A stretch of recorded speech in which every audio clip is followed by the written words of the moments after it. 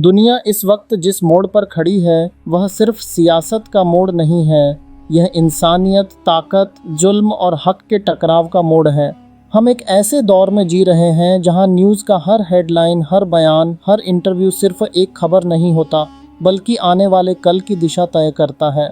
Donald Trump की हालिया हरकतों ने एक बार फिर यह सवाल खड़ा कर दिया है कि क्या वाकई दुनिया की सबसे बड़ी ताकत अब भी जिम्मेदारी से चल रही है, या फिर वह दौर लौट आया है जहां ताकत का मतलब सिर्फ दबदबा होता है, जहां अखलाक और इंसाफ और इंसानियत किताबों की बातें रह जाती हैं और ज़मीन पर सिर्फ ज़्यादती, धमकी और दबाव की राजनीति चलती है।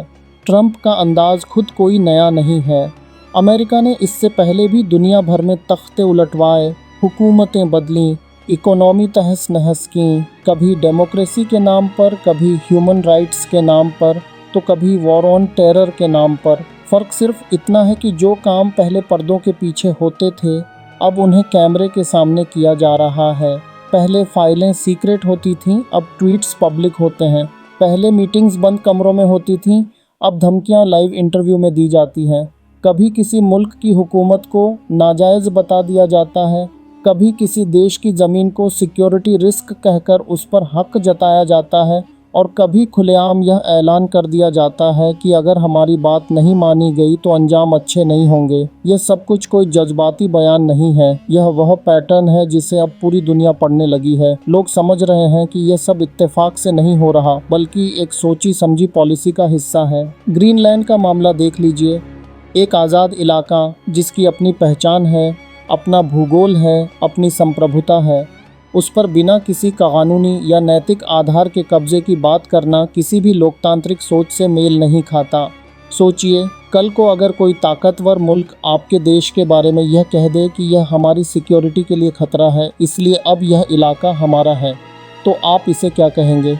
सिक्योरिटी या कब्ज़ा, डिफेंस या दादागिरी? यही नहीं, टैरिफ के नाम पर दोस्तों को दुश्मन बनाना, नाटो सहयोगियों को धमकाना, ट्रेड डील्स का इस्तेमाल ब्लैकमेलिंग के हथियार की तरह करना और डिप्लोमेसी की बुनियादी मर्यादाओं को तोड़ना, यह सब संकेत हैं कि अमेरिका की विदेश नीति अब पहले जैसी बैलेंस्ड नहीं रही, बल्कि अस्थिर और खुदगर्ज हो चुकी है। यूरोप इस बात को समझने लगा है। यूक्रेन का अनुभव यूरोपीय देशों के लिए एक चेतावनी बन चुका है कि ज़रूरत पड़ने पर अमेरिका अपने हित पहले देखता है, बाकी सब बाद में आते हैं। यूक्रेन को आगे करके रूस से टक्कर करवाई गई, मगर जब जंग की आग भड़की तो असल जलन यूक्रेन की ज़मीन पर महसूस हुई, न कि वॉशिंगटन की गलियों में। इसी वजह से आज हम देख रहे हैं कि कनाडा, यूरोप और दूसरे पश्चिमी देश धीरे धीरे नए विकल्प तलाश कर रहे हैं। कोई चीन से नज़दीकियां बढ़ा रहा है, कोई रूस से गैस और डिफेंस डील्स कर रहा है, कोई नए रीजनल ब्लॉक्स की बात कर रहा है। चीन और रूस के साथ बढ़ती बातचीत, नए ट्रेड एग्रीमेंट, डॉलर से हटकर दूसरी करेंसी में ट्रेड की कोशिशें, ये सब उसी बदलाव की निशानी है। दुनिया साइलेंटली सिग्नल दे रही है कि अब एक पोलर वर्ल्ड नहीं चलेगा, अब मल्टीपोलर दौर शुरू हो चुका है। लेकिन इस पूरी तस्वीर का सबसे संवेदनशील हिस्सा है मध्य पूर्व। मध्य पूर्व में इस समय जो सबसे बड़ा कांटा बना हुआ है वह है ईरान।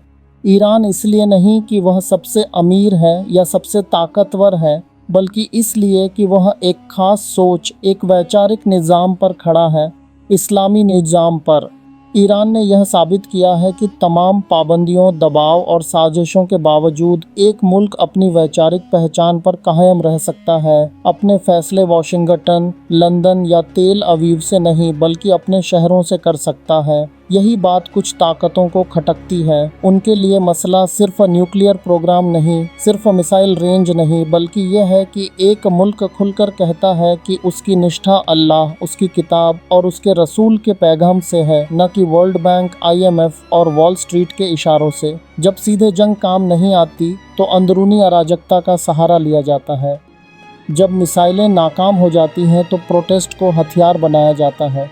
जब बम असर नहीं करते तो मीडिया और सोशल मीडिया से दिमागों पर बमबारी शुरू हो जाती है। लेकिन हाल के दिनों में ईरान के भीतर जो हुआ, उसने यह दिखा दिया कि हर मुल्क इराक या लीबिया नहीं होता। हर अवाम खाली पेट, फुटेज और फेक न्यूज़ से नहीं चलती। ईरानी अवाम ने यह साफ कर दिया कि मतभेद हो सकते हैं, इख्तिलाफात हो सकते हैं, इकोनॉमी पर गुस्सा भी हो सकता है, लेकिन बाहरी दखल मंजूर नहीं। अपनी ज़मीन पर दूसरों का एजेंडा कबूल नहीं। और यही वह मोड़ है जहां पूरी कहानी बदल जाती है, क्योंकि जब किसी मुल्क की अवाम अपने मुल्क के खिलाफ विनाश का टूल बनना छोड़ दे, तो बाहरी ताकतों की सबसे बड़ी चाल अपने आप फेल हो जाती है। इस पूरी जंग को अगर सिर्फ शिया सुन्नी या ईरान अमेरिका या अरब अजम के फ्रेम में देखा गया तो सच्चाई अधूरी रह जाएगी। असल में यह टकराव नक्शों का नहीं, नस्लों का नहीं, कौमों का नहीं, यह टकराव निज़ामों का है। एक तरफ वह सोच है जो ताकत को सब कुछ मानती है, जिसके लिए इंसान सिर्फ नंबर हैं, ऑयल वेल्स हैं, मार्केट हैं, वोट बैंक हैं। और दूसरी तरफ वह सोच है जो खुद को अल्लाह के सामने जवाबदेह समझती है, जो मानती है कि जुल्म चाहे कहीं भी हो, इंसानियत चाहे कहीं भी कुचली जाए, उस पर चुप रहना खुद एक गुनाह है। दुश्मन हमें फ़िरक़ों में देखता नहीं, वह हमें मुसलमान मानकर देखता है। लेकिन हम खुद को फ़िरक़ों में बांट लेते हैं। सुन्नी, शिया, वहाबी, देवबंदी, बरेलवी, अरब अजम, एशियाई, अफ्रीकी। वह हमें एक उम्मत समझकर एक पैकेज में डील करता है और हम एक दूसरे को शक की नज़र से देखते हैं।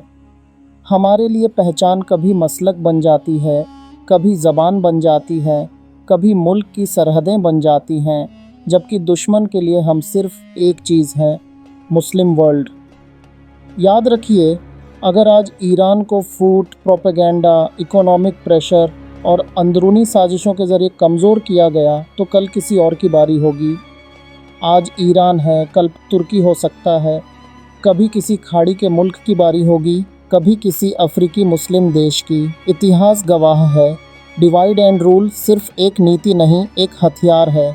आज यह हथियार social media, think tanks, NGO और स्लोगन के रूप में इस्तेमाल होता है। कभी फ्रीडम ऑफ स्पीच के नाम पर आपके अकीदे पर वार किया जाता है, कभी जेंडर राइट्स के नाम पर आपके परिवार के स्ट्रक्चर पर, कभी सेक्युलरिज्म के नाम पर आपकी दीनदारी को एक्सट्रीमिज्म बनाकर दिखाया जाता है। और अगर आप जवाब दें तो आपको इंटॉलरेंट कहा जाता है, अगर आप चुप रहें तो आपकी खामोशी से वे आगे बढ़ते जाते हैं। इसलिए आज ज़रूरत है कि हम इस हथियार को पहचानें और इसे नाकाम करें।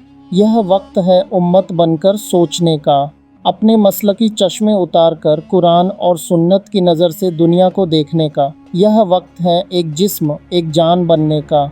जैसे नबी करीम सल्लल्लाहु अलैहि वसल्लम ने फरमाया कि उम्मत एक जिस्म की तरह है। जिस्म के एक हिस्से को तकलीफ़ हो तो पूरा जिस्म बेचैन हो जाता है।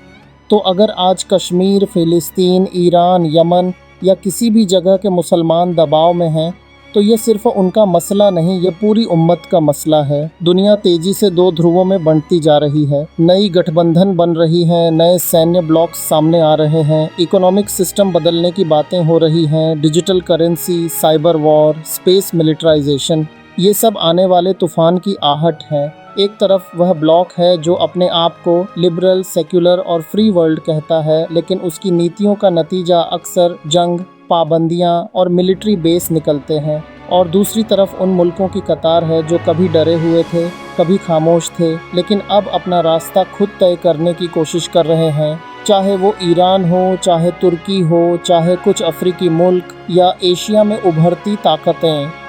ऐसे दौर में सबसे बड़ा सवाल यही है, हम किस साइड खड़े हैं, जुल्म के साथ या इंसाफ के साथ, दबाव के साथ या हक के साथ। कहीं ऐसा तो नहीं कि जुल्म हमें छोटा फ़ायदा देकर हमसे हमारा बड़ा नुकसान करवा रहा हो।